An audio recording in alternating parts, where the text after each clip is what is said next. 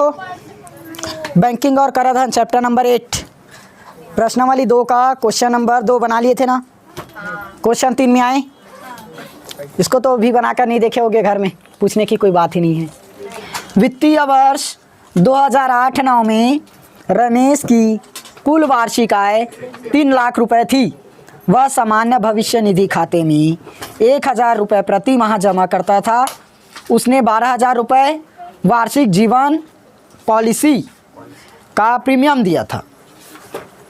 यदि 1.5 लाख रुपए तक कोई आयकर नहीं है और 1.5 लाख रुपए से अधिक होने पर आयकर 10% है की दर से आयकर देय हो, मतलब 10% की दर से आयकर देना है, और सभी बचत पर छूट की अधिकतम सीमा 1 लाख है, तो उसके द्वारा देय आयकर की गणना कीजिए।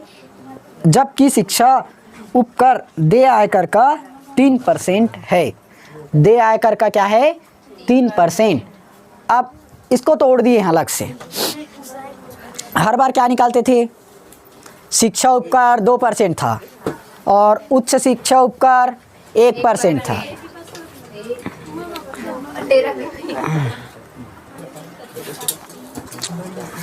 तो लास्ट में दोनों को आखिर जोड़ते थे तो 3% ही निकलता था। इस बार हमें अलग अलग ना करके सीधा 3% ही दे दिया है, ठीक। और शिक्षा उपकर लास्ट में निकालते थे, मतलब जितना उसका आयकर बनता था, मतलब देय आयकर लास्ट में बचता था, उसी पर हम लोग शिक्षा उपकर निकालते थे। चलो बनाए। देखो इस बार क्या बोला है? वित्तीय वर्ष 2008-9 में रमेश की कुल वार्षिक आय 3 लाख है। कुल वार्षिक आय। प्रश्नावली 2, प्रश्न 3 ना दिया है। कुल वार्षिक आय, कुल वार्षिक आय कितना है? 3 लाख हो गया। और अब जो जो काम वो कर रहा है, मतलब खरीद रहा है या जमा कर रहा है, उसको एक जगह करते हैं। देखो सामान्य भविष्य निधि खाते में 1,000 रुपये प्रति माह जमा करता है। हर महीने क्या कर रहा है? 1,000 रुपये जमा कर रहा है, तो 12 महीने में 12,000। समझदार। 3 लाख रुपए है। हर महीने क्या कर रहा है? 1,000 रुपये सामान्य भविष्य निधि खाते में जमा कर रहा है। खर्च ना, पहला खर्च क्या है? सामान्य भविष्य निधि खाता। कितना रुपया जमा कर रहा है? 1,000। 1 साल में कि प्रति माह? प्रति माह। तो 1 महीने में 1,000 रुपये कर रहा है, तो हमें तो पूरा वर्ष का चाहिए रहता है क्या? तो 12 वर्ष का 12,000। 1,000 गुणित 12 बराबर 12,000 रुपये आया। और किस चीज़ पर खर्च कर रहा है? देखो 42,000 रुपये, अरे कहाँ चला गया? हाँ 12,000 रुपये वार्षिक जीवन बीमा पॉलिसी। दूसरा वार्षिक जीवन बीमा पॉलिसी। कितना दिया इस पर? 12,000। ये वर्ष, ये 1 वर्ष का है कि 1 महीने का? 1 वर्ष का, मतलब वार्षिक बोला है ना इस पर। हाँ हो गया। अब और कुछ किया है क्या? नहीं खरीदा। अब इतना ही खरीदा इस बार, मतलब इतना काम वो खर्च किया, इतने काम पर हुआ, और कहीं पर तो दान नहीं किया या कहीं भी और पैसे नहीं दिया। तो कुल खर्च कितना निकलेगा? कुल खर्च क्या करेंगे? दोनों को जोड़ेंगे, 12,000 प्लस 12,000, ऐसे जोड़ रहा हूँ ना सीधा, तो क्या आ जाएगा? डायरेक्ट 24,000 रुपये। जीरो लगा लेना, मैं लगाया नहीं हूँ, नहीं तो ऐसे ही मत लिख देना, सीधा हो जाएगा पेपर में काम।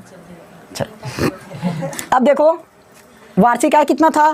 3 लाख। इसको भी जीरो लगा कर ही लिखना। 3 लाख रुपए था, खर्च कितना किया? 24,000। तो अब शेष कितना बचेगा? शेष राशि कितना रुपए बचेगा? 3 लाख माइनस 24,000 घटाएं चलो 3 लाख में 2 लाख पहले घटा देते हैं। 1 लाख तो आएगा, 1 लाख आएगा, अरे नहीं 2 लाख नहीं, 24,000 है ना सीधा। 2 लाख घटाओ, ऐसे में ये वाला कंफ्यूज करेगा तुम लोगों से। 3 लाख हुआ, क्या घटाओगे? 24,000। हाँ देखो, जीरो को लिखने के बाद इधर से लिखते हैं ना, मैं डायरेक्ट इधर से ही लिखते चला गया, नहीं तो यहाँ से लिख दोगे तो वो गलत हो जाएगा। 2,40,000 बन जाएगा। माइनस करोगे 0 0 0 6 7 वाह 2,76,000, 2,76,000 रुपये। इतना रुपए क्या है? शेष बचा है।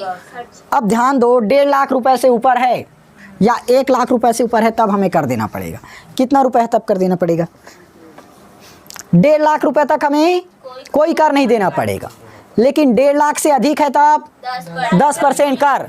तो ये बताओ, हमारा जो खर्च करने के बाद शेष राशि है 2,76,000, ये 1.5 लाख से ऊपर है कि कम है? ऊपर है, मतलब हमें कर देना पड़ेगा कि नहीं? देना पड़ेगा। तो कितना रुपए देना पड़ेगा? सबसे हाँ 10% ना, लेकिन 1.5 लाख को बचाकर, क्योंकि 1.5 लाख रुपए पर हमें कर नहीं देना। 1.5 लाख के अलग रखने के बाद, मतलब 1.5 लाख को अलग रखने के बाद जो रुपए हमारे पास बचेगा हमें उस पर कर देना रहता है। ये बता दिया था पहले क्वेश्चंस में। चूंकि 1.5 लाख तक कोई कर नहीं, लेकिन 1.5 लाख से अधिक पर 10% कर है। तो 2,76,000 है, इसीलिए 2,76,000 माइनस करोगे कितना? 1.5 लाख होगा। क्योंकि ये समझ में आया ना, क्योंकि हमें 1.5 लाख पर कोई भी कर नहीं देना है, इसलिए हमें अपने 1.5 लाख को अलग रखना है। अब 1.5 लाख को अलग रखने के बाद जो भी पैसे बचेगा हमें उस पर कर देना पड़ेगा। तो कितना बचेगा? 276 में 150 घटा दो और लाख जीरो को लगा दो, 6 में 0 तो ये आया, 7 में 5 2, 2 में 1 1, 1,26,000 रुपये। अब हमें इस पर क्या करना पड़ेगा? कर देना पड़ेगा।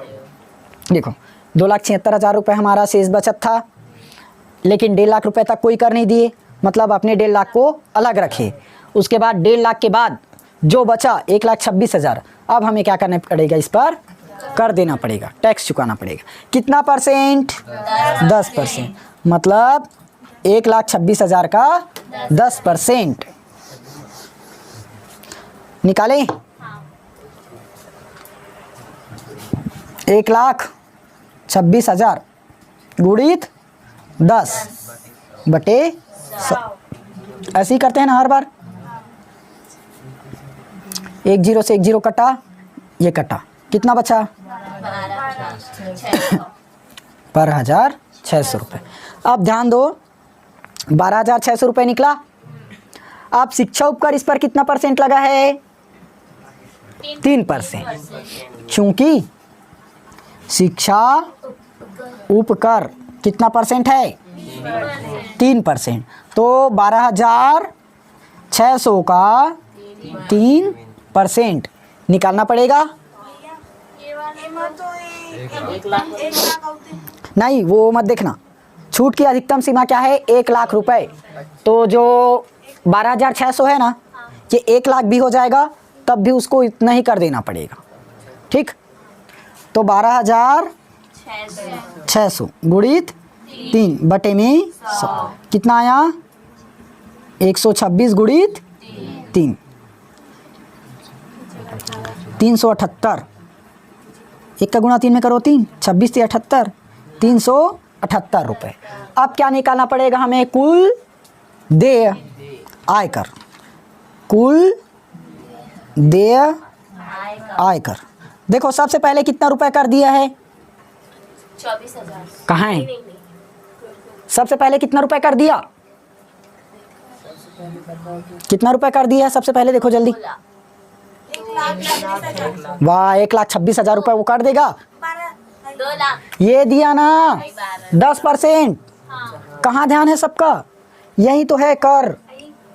ये लिखे भी हो 10% कर दे रहे हैं करके, तो 1,26,000 का 10% कर, तो कर वाली कर योग्य राशि कितना है 12,600। और शिक्षा उपकर कितना दिया 378। कितना बनेगा 12,000 6 और 3 9 12,978 रुपये। ये आ गया हमारा आंसर। इतना रुपए वो टोटल कर देगा। क्लियर हुआ।